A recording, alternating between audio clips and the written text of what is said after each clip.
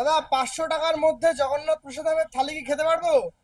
কি বলেন 500 টাকা? 500 টাকা আপনি রাখেন, 70 টাকা বের 500 করেন। টাকায় হবে না থালি? না, 70 টাকা মাত্র, অনলি 70 টাকা। মাত্র 70 টাকায়? মাত্র। তো মাত্র 70 টাকায় তুমি কি খাওয়াচ্ছ হ্যাঁ, একটু বলে দাও। মাত্র 70 টাকায় প্রসাদ দিচ্ছে জগন্নাথ প্রসাদম।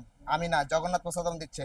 বাহ। সুপার মিনিকেট চালের রাইস, আলু করলা দিয়ে সর্ষে বাটা, আলু ভাজা, সোয়াবিন সবজি, আলু সোয়াবিন সবজি, পটল পনির, আমের আমের আচার, মুগের ডাল, আমের চাটনি, সব কিছু আনলিমিটেড 70 টাকা।